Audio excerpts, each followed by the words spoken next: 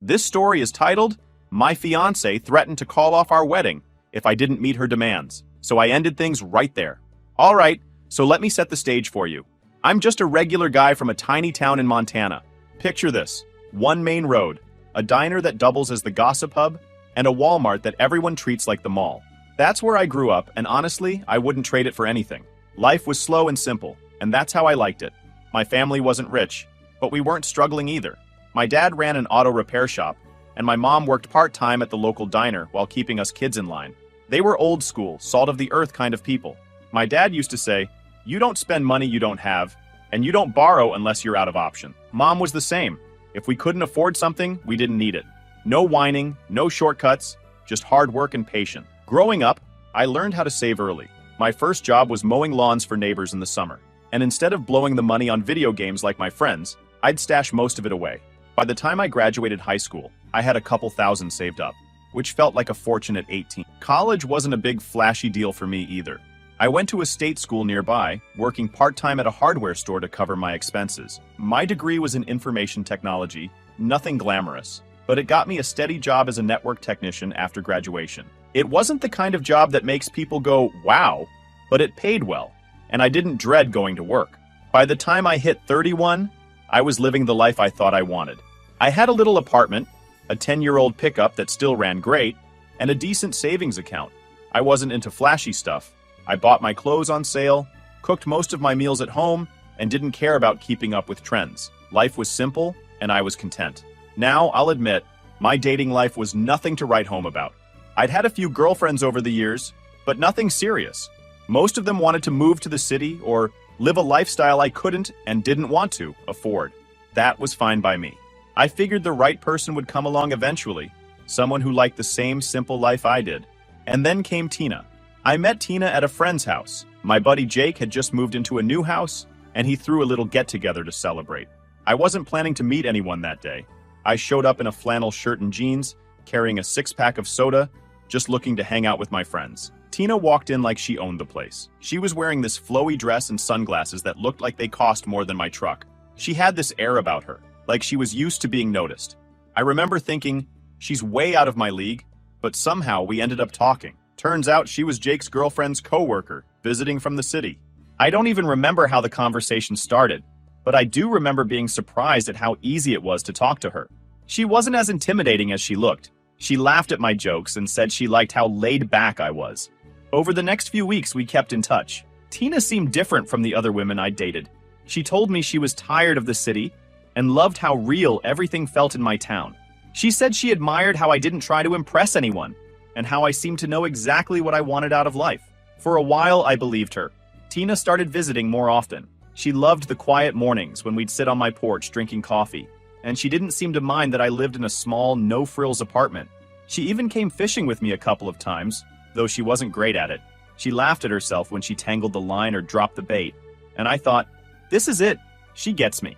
We dated for 2 years, and during that time, I thought everything was perfect. Sure, Tina had her moments. She'd occasionally complain about how boring the town was, or how she missed her favorite sushi place in the city, but she always followed it up with something like, "But it's worth it to be with you."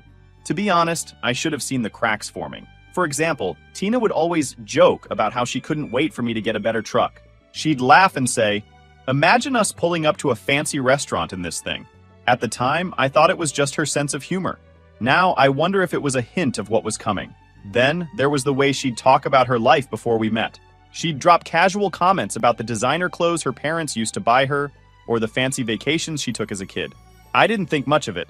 I figured that was just her upbringing, and it didn't mean she was materialistic.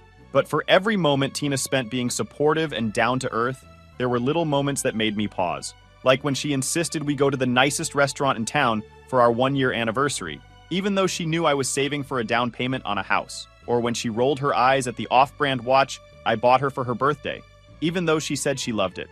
Still, I ignored the red flags. I thought we balanced each other out, me being practical and her being more adventurous. I figured that's what relationships were about, meeting in the middle. So, when I decided to propose, I wanted it to reflect us, or at least what I thought us was. I spent weeks searching for the perfect ring. Instead of going to some big box jewelry store, I went to a small jeweler in town who made custom pieces. I picked out a beautiful gold band with a small, vibrant sapphire in the center. It wasn't massive, but it was unique and meaningful. I thought it captured Tina perfectly. Classy, but understated. The proposal itself was simple, just like I knew Tina would want. I took her out to the lake where we'd gone fishing on one of our first dates. It was a quiet, sunny afternoon, and we were sitting on the dock, feet dangling over the water. I pulled out the ring, said a few heartfelt words, and asked her to marry me. I really thought I'd nailed it. Everything about the moment felt perfect. Simple, heartfelt, and meaningful. She'd always said she loved that about me, how I didn't need to make a big show of things. So, when she teared up and said yes, hugging me like she never wanted to let go, I felt like the luckiest guy alive. At first, she seemed over the moon about the ring. She kept holding up her hand, twisting it in the light, and saying how much she loved it. "It's perfect," she said again and again. "No one else has anything like this. You really get me." The first week after the proposal was like living in a dream. Tina was telling all her friends about how thoughtful I was, and how much the ring meant to her. I'd catch her snapping pictures of it on her hand, sharing them with her best friends, and smiling like a kid who just got their favorite toy.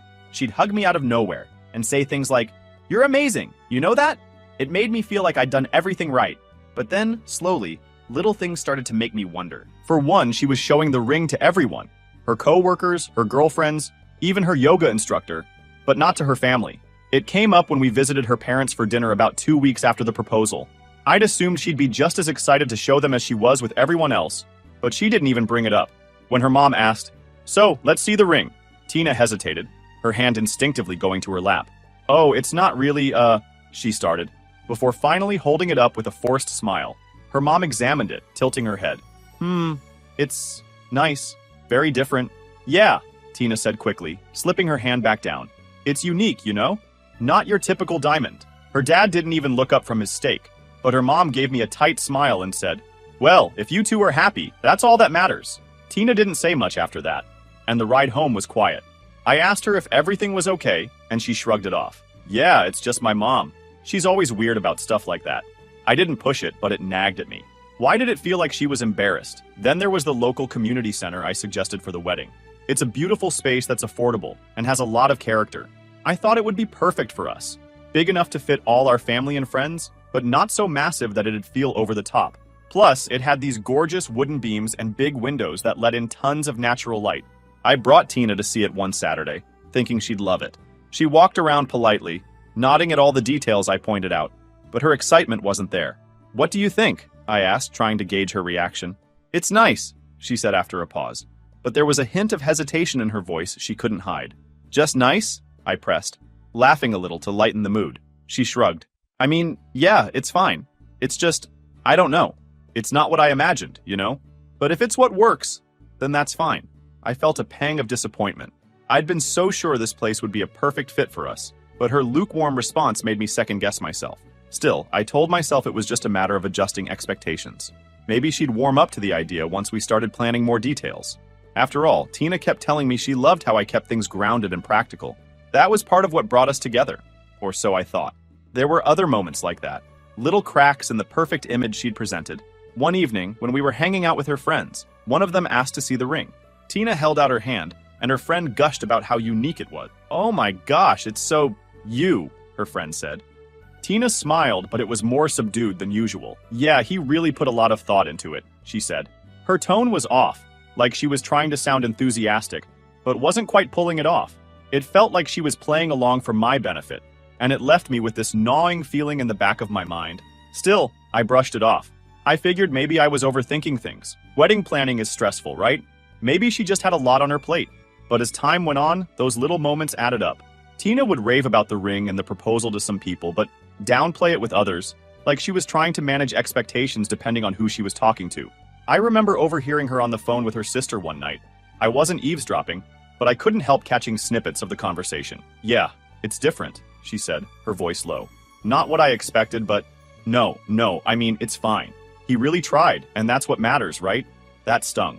I'd thought she genuinely loved the ring and everything it represented, but hearing her talk about it like that made me wonder if she was just putting on a show for me. At the time, I didn't know what to make of it. I wanted to believe she was just dealing with pressure from her family or friends, but part of me couldn't shake the feeling that Tina wasn't being entirely honest about how she felt. The thing is, she never outright complained. She didn't demand a different ring or insist we book some extravagant venue, but there was a subtle, unspoken disappointment that I couldn't ignore. It was in the way she hesitated when someone asked about the ring, the way she looked around the community center, like she was forcing herself to see potential, the way she always seemed to deflect when I asked her what she wanted. At the time, I chalked it up to nerves or stress. After all, planning a wedding is a big deal, and Tina had always seemed so supportive of my practical approach to life. I figured we'd work through it together, but now I wonder if those little moments were warning signs of what was to come. If Tina's true feelings were starting to peek through, even if she wasn't ready to say them out loud. And then, little by little, things started to shift. It began with the guest list. I'd assumed we'd keep it small. Just close family and friends, maybe 50 people tops.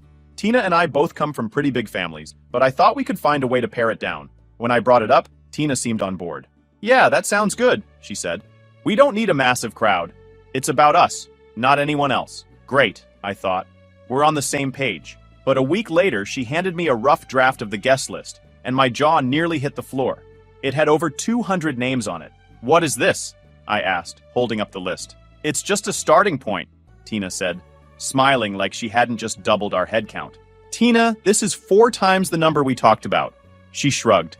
"I couldn't leave anyone out. I mean, my parents have a lot of friends, and they'd be offended if we didn't invite them. And then there's my co-workers, plus some of my college friends." I frowned.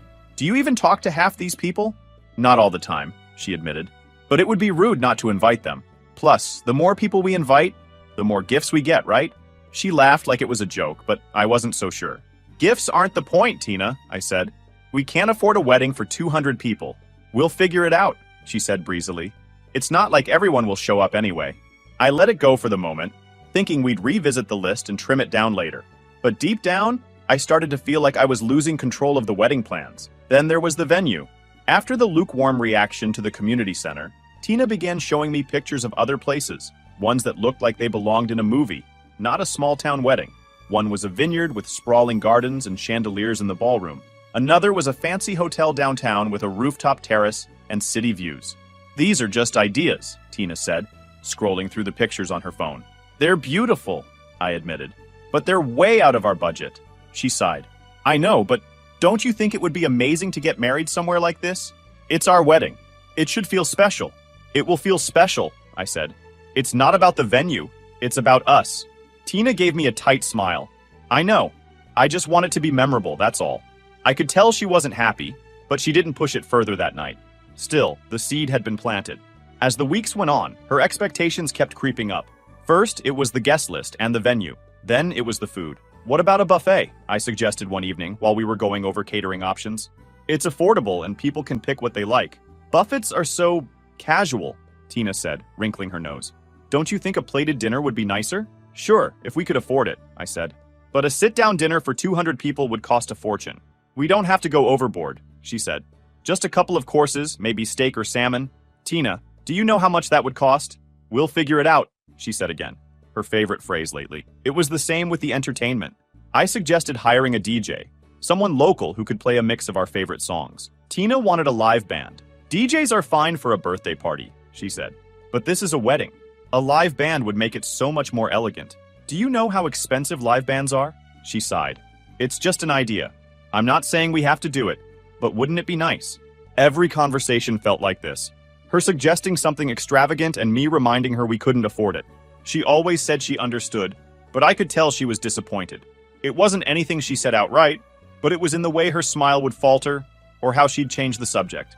The turning point came when Tina casually brought up the idea of hiring a wedding planner. "I think it would help take some of the stress off us," she said one night while we were having dinner. "Tina, wedding planners are expensive," I said. "But they save you money in the long run," she argued. "They know how to negotiate with vendors and stuff." "I think we can handle it ourselves," I said. "It's not like we're planning a royal wedding." Tina gave me a look I couldn't quite read. "I just don't want to feel overwhelmed," she said quietly. I felt a twinge of guilt. Maybe I was being too rigid. Tina had a demanding job, and I knew she wanted the wedding to be special. Still, I couldn't shake the feeling that her idea of special was getting further and further from what we'd originally talked about. The final straw, at least for this chapter, came when I caught her scrolling through pictures of engagement rings on her phone. "Looking for ideas for someone else?" I teased, peeking over her shoulder. She quickly locked the screen and gave me a nervous laugh. "No, just browsing." "For what?" I asked, confused. Nothing, she said quickly. I didn't press her, but it stuck with me. Later that night, when she went to the bathroom, I couldn't resist sneaking a peek at her phone. The search history was full of diamond engagement rings and how to upgrade your engagement ring. I'd spent months saving for her ring, thinking it was exactly what she wanted. She'd told me how much she loved it, how thoughtful and unique it was. And now she was secretly looking for something bigger and flashier? I didn't say anything right away. I wanted to give her the benefit of the doubt, but it was hard to ignore the sinking feeling in my stomach. This was the moment I started to realize that the Tina I thought I knew, the one who loved my small-town values and didn't care about material things, might not have been entirely real. As time went on, Tina's true colors became harder and harder to ignore, starting with the bridal party. At first, Tina told me she wanted her bridesmaids to pick their own dresses within a certain color scheme. I thought that was thoughtful and practical. She'd always said she didn't want to burden her friends financially, but apparently that plan didn't last long. One night, she came home with a handful of bridal magazines and a Pinterest board full of ideas. "Look at these," she said, excitedly shoving the magazines in my face. I flipped through the pages, noticing the designer labels on every dress. "These are nice," I said hesitantly, "but they look expensive." "Well, yeah," Tina said, as if it were obvious. "They're Vera Wang. You can't go wrong with a classic designer dress." For you or the bridesmaids?" I asked, already sensing where this was headed. "For the bridesmaids," she said casually, like it was no big deal. "Tina, those dresses are going to cost hundreds of dollars each," I said. "Are you sure your friends can afford that?" She shrugged. "They'll figure it out. It's one day, and it's important to me that everything looks cohesive. Plus, they'll have a beautiful dress they can wear again." "Tina, most people don't wear bridesmaid dresses again. It's not exactly practical." She rolled her eyes. "Why do you always have to be so negative? It's my wedding, and this is what I want. They'll understand." I didn't argue further, but the whole thing left a bad taste in my mouth. It wasn't just about the money. It was the way she seemed to expect her friends to bend over backward for her, no matter what. The next blow came with the bachelorette party. I thought she'd do something simple, like a night out with her friends, or a weekend at a cabin. But Tina had other ideas. "We're going to Miami," she announced one evening, grinning from ear to ear. "Miami?" I repeated, stunned. "Yeah, a long weekend on the beach with my girls. It'll be so much fun." "That sounds expensive," I said carefully. "Well, yeah," she said with a laugh. "But it's a once-in-a-lifetime thing. They'll understand." "Did you talk to your friends about it?" "Not yet," she admitted. "But I already booked the villa. They'll figure it out." "Tina, what if some of them can't afford it? Then they're not real friends," she said flatly. "If they cared about me, they'd make it work." I couldn't believe what I was hearing. This wasn't the Tina I thought I knew, the one who said she loved my simple, practical approach to life. It was like she'd transformed into a completely different person, someone who cared more about appearances and extravagance than the people around her. But the worst was yet to come. One evening, Tina sat me down and told me she'd been talking to her parents about the wedding budget. I braced myself, knowing this conversation wasn't going to go well. "So," she began, "my parents think we should really consider taking out a loan to make sure we have the wedding we deserve." I blinked, trying to process what she'd just said. "A loan? For the wedding?" "Yeah," she said, like it was the most reasonable thing in the world. "It's not like we can't pay it off later. It's just to make sure everything is perfect." "Tina, we've talked about this. I don't want to start our marriage in debt." "It's not that big of a deal," she said, waving me off. "Everyone does it." "No, they don't," I said firmly. "And even if they did, I'm not doing it. I've worked hard to stay out of debt, and I'm not about to ruin that for one day." Tina's expression hardened. "You're being so selfish," she snapped. "This is supposed to be the happiest day of our lives, and you're acting like it's a chore." "I'm not being selfish," I said, trying to stay calm. "I'm being practical. We don't need to spend a fortune to have a beautiful wedding." She crossed her arms and glared at me. "Maybe you don't care about having a beautiful wedding, but I do. And if you loved me, you'd understand that." That hit me like a ton of bricks. I couldn't believe she was pulling the "if you loved me" card over something as ridiculous as taking out a loan for a wedding. "Tina, this isn't about love. It's about being responsible. I'm not going into debt for this. And that's final." She didn't say anything, just stood up and stormed out of the room. For the next few days, we barely spoke. Tina was clearly furious with me, but I wasn't backing down. I'd made my stance clear, and I wasn't going to let her guilt me into changing my mind. Then, as if to twist the knife further, she started involving my family. One night at dinner, my sister Becca pulled me aside. "Hey," she said, "I was talking to Tina, and she mentioned you've been, a little stubborn about the wedding plans." "Stubborn?" I repeated, annoyed. "She just wants to make it special," Becca said. You know how much this means to her. Don't you think you could loosen up a little? Loosen up? I said, my voice rising. She wants me to take out a loan, Becca. A loan? For a wedding, Becca frowned. Well, yeah, but it's not like you can't pay it off later. That's not the point, I said, feeling my frustration boil over. I'm not going into debt for one day, no matter how special it is. If Tina can't understand that, then maybe we have bigger problems. Becca didn't have much to say after that, but I could tell she didn't agree with me. Tina had clearly done a good job of spinning the situation to make me look like the bad guy. At this point, I was starting to feel like I didn't even recognize the woman I'd proposed to. The kind, supportive, down-to-earth Tina I thought I knew had been replaced by someone who cared more about appearances and status than the life we were supposed to be building together. The wedding was no longer about us. It was about her and what she wanted. And the more I tried to stand my ground, the more she seemed to resent me for it. I wasn't sure how much more of this I could take. At this point, things were already on thin ice between me and Tina, but what happened next completely shattered whatever was left. The tension from all her demands and our fights had been building, but I still thought we might be able to work through it. I was wrong. It started with Tina asking me to come over to her parents' house for dinner. This wasn't unusual. We'd had dinner with her parents before. But this time, something felt off. She was overly sweet about inviting me, saying things like, "It's just a casual dinner. My parents want to talk about the wedding plans. Nothing serious." I should have trusted my gut because when I walked into their house that night, I could tell immediately that something was up. Her mom and dad were sitting in the living room with these overly polite smiles plastered on their faces. Tina's dad, a guy who rarely said 2 words to me before, suddenly acted like he was all buddy-buddy. "Ah, there he is," he said, clapping me on the back. "The man of the hour." I gave a small smile, not sure where this was going. Tina grabbed my arm and led me to the couch, sitting closer than usual. That was my second clue. Something was off. Tina usually wasn't big on PDA around her parents. Her mom brought out drinks, and we made small talk for a while. It was awkward, but I chalked it up to wedding stress. After about 20 minutes, Tina's dad cleared his throat and leaned forward. "So," he started, "Tina's told us about some of the financial disagreements you two have been having." I glanced at Tina, confused. She gave me this tight-lipped smile, like she was trying to encourage me to play along. Yeah, we've been talking about the budget," I said. "I think we just have different ideas about how much we want to spend." Her dad chuckled, but it wasn't a friendly laugh. It was the kind of laugh people use when they're about to say something they think is clever, but is really just condescending. "Well, son, a wedding isn't just a party. It's an investment. It's a reflection of your commitment to each other." "Right," I said slowly. "But I don't think starting a marriage in debt is the best way to reflect that commitment." Her mom chimed in, her voice dripping with fake concern. "Oh, but isn't it worth it to make Tina happy? She's always dreamed of a beautiful wedding.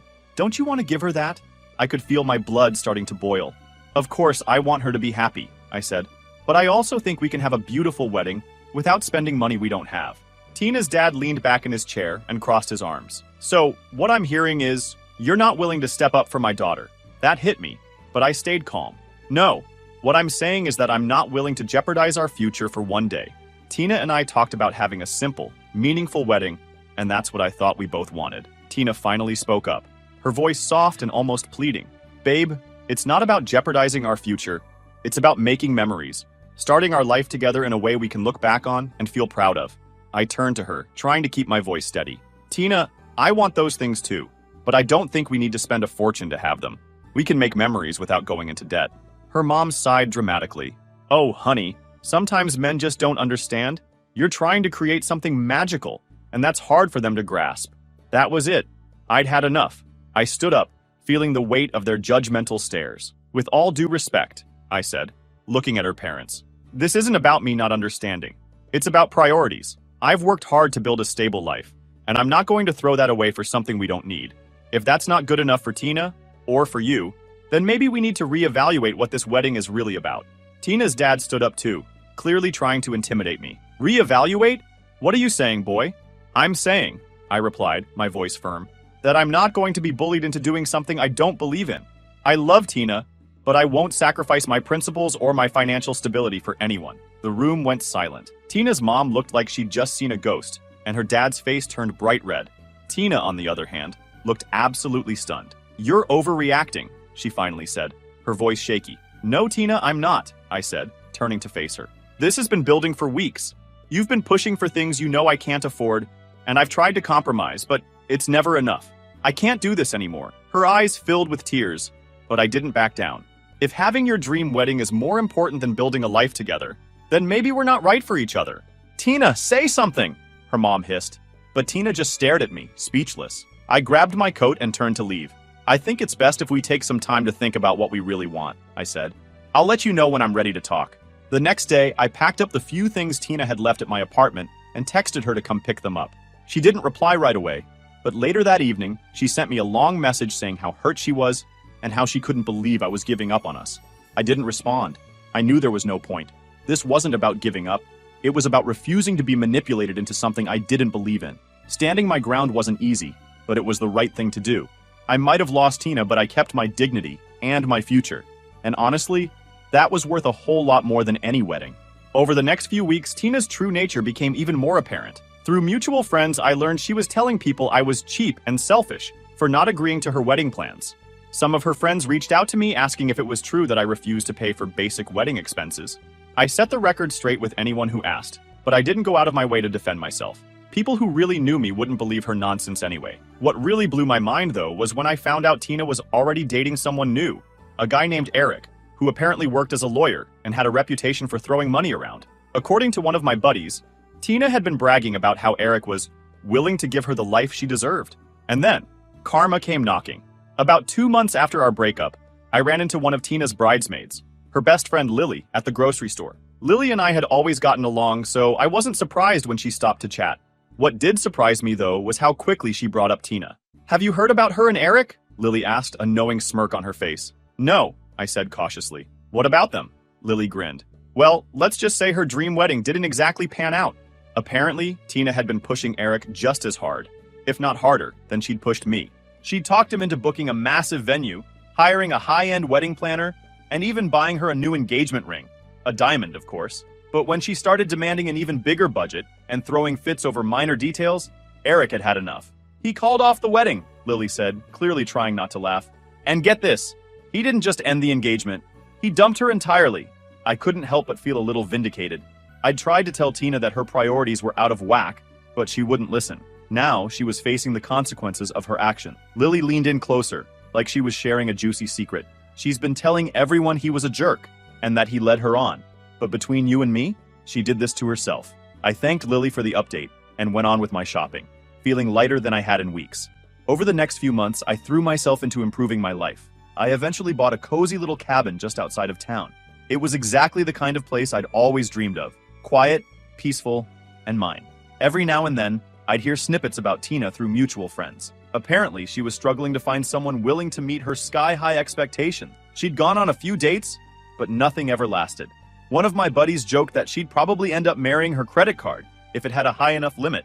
Looking back, I'm grateful for everything that happened with Tina. It wasn't easy, and there were moments when I felt like giving in just to keep the peace. But standing my ground taught me an important lesson. Love isn't about bending over backward to meet someone else's unrealistic demands.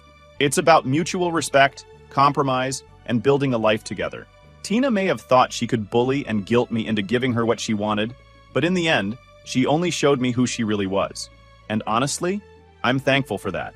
Sometimes, you have to go through the tough stuff to find out what really matters. For me, that meant walking away from Tina and choosing to put my own happiness and values first. And while it hurt at the time, it's a decision I'll never regret. Karma has a funny way of working things out, and seeing Tina's life unravel while mine got better was all the closure I needed.